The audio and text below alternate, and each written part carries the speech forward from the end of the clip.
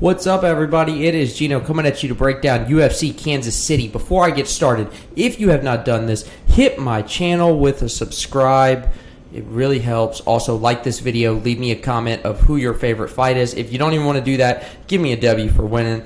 Give me something. I appreciate all you guys that have been hanging with me. Been going on at this for about a year strong. Had some great moments. Let's keep it going. All right, first we have Arnold Allen versus Max Holloway. This is a really scary one. I have a lot of respect for Max Holloway. He's actually one of my favorite fighters in the UFC, so it's been really hard for me to break this down because bias is a real thing. And so when I do that, I try to get right down to the math and look at what the math is. Here's what I got from that. With that said, the over 4.5 is set at minus 135. You got a Max Holloway who's minus 190 decision only win, but he's also minus 215 finish only. He's minus 180 on the money line. So those are very interesting odds. And I double checked them because I was like, am I reading the right thing? And then if you look at Arnold Allen, he's plus 155 on the money line. He's plus 140 decision only, and he's plus 160 finish on, plus 160 to win finish only. This fight is worth going all in on. If you look at the ridiculous ceiling of Max Holloway, he's just a killer. I mean, and he scored 153, 209, and 82. This man's striking is so ridiculous. He can accumulate anywhere from 200 to 300 strikes in a fight. It's so impressive. But Arnold Allen's not a joke either. He could come in here and somehow land a finish against a really tough guy, but I don't see that happening. But this is a fight you don't for 5 rounds, and the over is 4.5. Either guy can accumulate enough to score well. So the fight for me is all in, but I'm going to go ahead and pick Max Holloway. All right, Billy Q versus Edson Barboza. Now, I'm going to go Barboza. I'm looking at Barboza. He's 2-5. He has a split versus Felder. He was finished by Chikadze and Gaethje. But look at those are good fights. You know, he has fought and lost to some of the best in the business. So, and he scored 94, and 64 points in his last 2 wins. He's $7,500. He's fighting a Billy Q who's $8,700. He's lost a grappling match recently to Guida. He has several KO and TKO wins over his career. He's scored 125, 75, and 141 in his last 3 wins. He's got some takedown and control time. I am going to go with the dog here. I'm looking at Billy Q, and I think Barboza with that experience, I just think he could sneak up on him, and the line's close enough to where I don't think I'm crazy doing it. But as far as pricing, I think you need to be elevated on both fighters if you're running 150 lineups, because this is a fight that could very easily end up in the optimal lineup. Both guys are priced correct. And that's, before I go any further, one thing that I will suggest is when you look at this, a lot of times these high-priced guys that we chase and we try to force in our lineups, they don't even end up being in the optimal or even close. And it's very common that this happens. What a lot of times we really need to sniff out is those $7,000 values, those $8,000 values. Because based off a lot of the back testing I've done, is it's typically 1 to 2 $9,000 guys, and they're typically not above $9,400. So it's something to keep in mind. But there's a lot of these guys that are above $9,000 that you really should lock into. But I don't want to spend too much time talking about that. Let's get back into this. Dustin Jacoby versus Azamat Murzakanov. Okay, so you have Murzakanov, who I really like as a dog here. He's 12-0. I think he's getting this dog pricing just because we're not fully sure about him, right? But he's also fighting a Dustin Jacoby who's 4-1 in his last 5, and he's been fighting UFC fighters. He got a TKO KO win over Da Un Jung. He got the Darren Stewart win. He's several finishes over his career. He lost to a Khalil Roundtree, but he outstruck him 120. He landed 120 significant strikes in that fight. He's got tons of striking volume. But let's look at the DK scores. He scored 105, 79, 91. So it's kind of But again, what are we talking about? Look at the pricing, $8,900. I love those sub 9,000 guys. He's if you look at Murzakanov again, he's got 4 KO TKO wins. Fakrdin, Scheffel, Nchukwu, and Clark. Boom, taking him out. He's 3-0 in the UFC. He's got a round 1 KO TKO win. He's got 2 round 3 finishes in the UFC. He's minus 105 finish only. I just think he's great. He's 7,300 and he's undefeated. Great price fight. This is going to be a fight that I am very heavy on. This may be the second highest fight I'm invested in of the card. But I've got a surprise for y'all as we go earlier. I got one that's probably going to surprise you on what I'm really on. Kudalaba versus Bozer, man. They were about to kill each other at weigh-ins, weren't they? All right, this one's real simple. The under 1.5 is plus 115. I really like it to hit that under. So you look at Kudalaba, who's minus 200 finish, plus 150 for Bozer. If you look, I kind of question Kudalaba's chin because he's been finishing all three of those losses that he's 1-3 in. Decision losses for Bozer. I think Bozer is the better play at plus 110. He's fighting a favorite with a weaker chin. Bozer scored 93, 87, 106. So at 7,800, any of those scores could possibly land him in the optimal. Would like to see him finish this guy in under 1.5 and get the early finish bonus. So the pick is Bozer, but we're going heavy on both fighters because there's a good chance of violence here. Gutierrez or pass. His volume stinks. He scored 104, 97, 174. But again, these 9,400 guys, they tend to get priced out. They're always good leverage plays. Typically, the higher priced 9,400 guys get priced out of being optimal or getting that score. But maybe the leverage might be worth it. Rafa Garcia versus Clay Guida. It's going to be Garcia or pass. Guida's past his time. I think if it was like grappling matches and stuff, that'd be different. But full-on UFC matches, fighting killers like Rafa, I think that he'll stand up. He's got the chin, but I think it's going to be Rafa just beats him up for 3 rounds. Yeah, that's pretty much it. Rafa's scored 96, 114, and 93, so he's got a pretty stable scoring floor too. He is 9,500. Bill Algeo versus TJ Brown. I've really liked what I've seen out of Algeo, but I also question the skill of Herbert Burns or how good he really is. He's fighting a TJ Brown who's 3-1 in his last 4. I'd say that they're both very comparable. I think this line should be a little closer. If you look at TJ Brown, he does have the takedown and control time. It increases his ceiling. He's also got submission upside. He submitted in round 3, triangle choke. Silva, he's got a split decision win over Kamaka.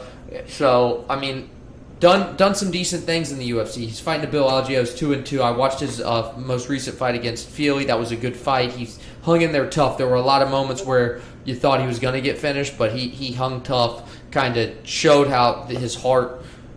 He's got some takedown and control time as well. He's got good scores, primarily occur with finishes.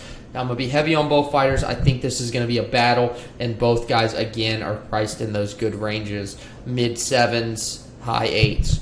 Matus Nicolau versus Brandon Royval. I'm going Nicolau, but I'm going to be over the field on both fighters. If you look at Royval, the dog, he's 2-2 in his last 4. He scored 96 and 62, but he's $7,100. Look at the guys he's fought. Moreno, Pantoja. They're finishing them, but they're good fighters. He does have a good submission win over Schnell. That's one thing to note. He's fighting a Nicolau who's got really funky scoring on DraftKings. He's got 111, 58, 77, 71. Really up and down. He's got those knockdown upsides, so if he can get them gloves going, get some knockdowns, he could score well at 98, 9,100. Definitely an early finish candidate. He's minus 175 finish only. He's got notable wins over Kopp and Dvorak. So I do think he is a deserving favorite, and I'm going to go with him in this spot. But I think that 9,100 is almost a value because I think he's a better favorite than some of the people priced above him. We're going to go Cummings to win, but we're fading the fight. Neither of these guys score well. And again, 9,600, I just do not see that working out. He doesn't even show a history of being able to hit that score that's needed for that. Jillian Robertson versus Pierre Rodriguez. This is the fight that I'm actually super high on. This is the second highest fight. This is really my second highest fight. 8,200, 8,000. You got a Jillian Robertson who's kind of playing gatekeeper here, but she's got finish upside. She's got the wrestling ability. She scored 96 and 117 in her last 2 wins, but they've had some big gaps in between them because she's gotten her tail beat a couple times, 2 and 3 in her last 5. She does have those 2 submission wins on Agapova and Ketchawara, but who really cares that much? But again, she's fighting a rookie who she could suck. She could just not suck. She's a UFC fighter, but she could come in and not be that good, or just not be ready for this. We saw that last week. So, but Rodriguez is the dog. And this is a women's MMA, so what do? We play the dog. And if you go back and watch, I mean, she's a rising prospect. She is good. She got that win over Sam Hughes, which I will say has aged well from last week. So I'm picking Rodriguez, but I'm going elevated ownership on both fighters because I see the winner scoring well. The over 2.5 is minus 135. Lando Venata versus Selhuber. Selhuber is my favorite dog on the or is one of my favorite leverage plays on the card, and here's why. He's 8.29 fantasy points per dollar. He's projected 15% ownership. He's got a high ceiling on DraftKings. He's powerful. He's aggressive. He's fighting a guy in Venata. Venata can't score. His ceiling stinks. He's not a finisher. He doesn't really have wrestling. I just don't know. I think Zellerberg. Yes. Okay. That's it for that. Denise Gomez versus Bruno Brazil. If the over 2.5 is minus 205.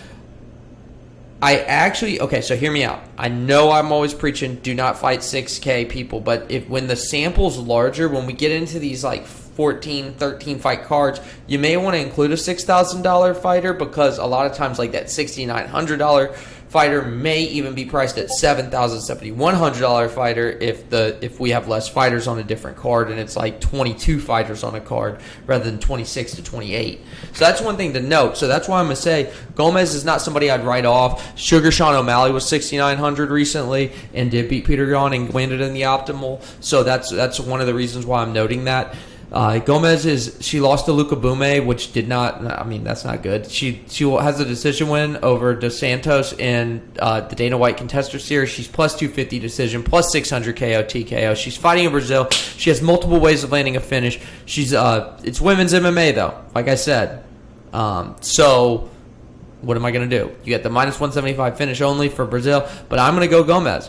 I'm going to match the field on both girls, but I'm not overly crazy about this fight, but I will make sure I've got some Gomez, and I'm picking her to win. So we have Gaston Bolanos versus Aaron Phillips. So Aaron Phillips is 0-3. He's fighting a 6-3 in Bellator Bolanos. Bolanos, my thing is he was on a 2-fight losing streak in the UFC. His chin may be tough, but he's susceptible to some submissions, and he could hit the under round 1 finish or submission, or he could get submitted. So I really like the under here. He's fighting a guy in Aaron Phillips who's landed a combination of finishes, so he could exploit him. He's can get it done in round 1, but he's fighting the WFC, so we're gonna go in the UFC where he's got limited experience, and let's see what he can do. I'm gonna make sure. I'm going to go field. I'm going to be elevated from the dog by 5% and the favorite by 5%. Next, we have Lucy Pudilova versus Jocelyn Edwards. Now, Jocelyn Edwards is actually pretty tough on the down low. She don't get finished, dude. She don't. And she stinks at scoring on DraftKings as well. But, why not? Because the one thing is, I go back and I look at her history. She hasn't shown it in the UFC, but she can get some finishes. Now, her volume sucks. She needs to get that finish. She's fighting a Pudilova who can score well. She's got 107, 164 in her last 3 wins. But like I said, Edwards is pretty good. I think people don't give her enough credit. She's only been finished 1 time in her career. She's fighting a Pudilova who has 4. She's on a 4 UFC fight losing streak.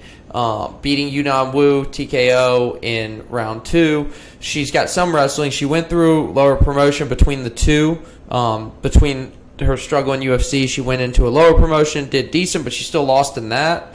So I'm not thrilled about Pudilova, but I do think she beats Jocelyn Edwards here. I'm going to be elevated on both of these guys. But the more I'm looking at it, I may lean towards Edwards. I may sprinkle a little bit on that plus 115. Why not? Again, women's MMA, who knows?